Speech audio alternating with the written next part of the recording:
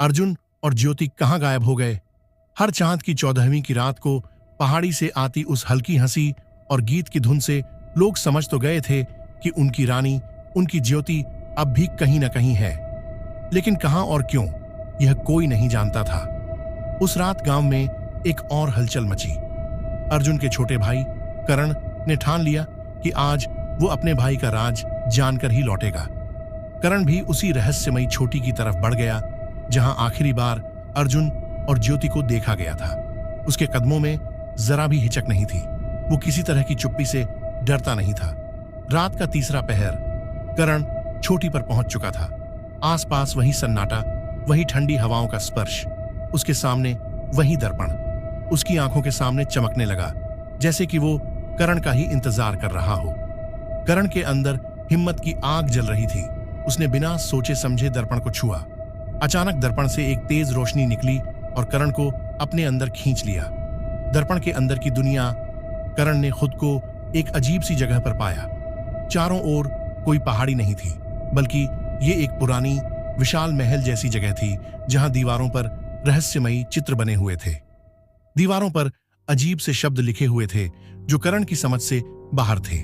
लेकिन एक चीज जो करण की आंखों में चमकी वो थी एक विशाल थाल जिस पर लिखा था, जो यहां आए वो लौट कर न जाए, पर जिसे सच्चा प्रेम मिले वो इसे जीत पाए। तभी करण ने एक कोने में अर्जुन और ज्योति को देखा। ज्योति के चेहरे पर वही हल्की मुस्कान थी और अर्जुन उसकी ओर देख रहा था। करण चौंक कर बोला, भैया, ज्योति, ये क्या है? सच्चाई का खुलासा। ज्योति ने करण की ओर देखा और मुस्कुराते हुए बोली, करण, ये वही राज है जो हम इतने दिनों से छिपा रहे थे। ये दर्पण असल में एक दरवाजा है, एक ऐसी दुनिया का दरवाजा जो सिर्फ उन्हीं के लिए खुलता है जिनके दिल में सच्चा प्रेम और हिम्मत होती है।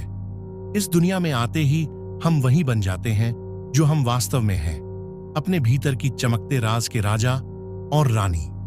करण हैरानी से बोला, ये सब क्या मतलब है ज्योति? ज्योति ने धीरे से समझाया, मेरे पूर्वजों ने इस दर्पण को बनाया था। वो जानते थे कि इंसान की असली ताकत बाहर नहीं बल्कि उसके अंदर है, और इस दुनिया में हमारे मन की हर चाहत, हर सपना सच हो सकता है। पर इस दुनिया में सिर्फ वही ठहर सकते हैं जो बिना किसी स्वार्थ के यहां आए। अर्जुन ने कहा, हम सब यहां हमेशा के लिए रह सकते हैं, लेकिन हमें किसी को इसका राज नहीं बताना चाहिए, क्योंकि अगर ये राज्य किसी गलत इंसान के हाथ लग जाए तो ये शक्ति तबाही मचा सकती है। अंतिम मोड़। करण की आंखों में अब एक अजीब सी समझ थी। उसने ठंडी सांस ली और कहा, मैं समझ गया, ये शक्ति इतनी कीमती है कि इसे दुनिया से छिपाकर रखना ही सही है।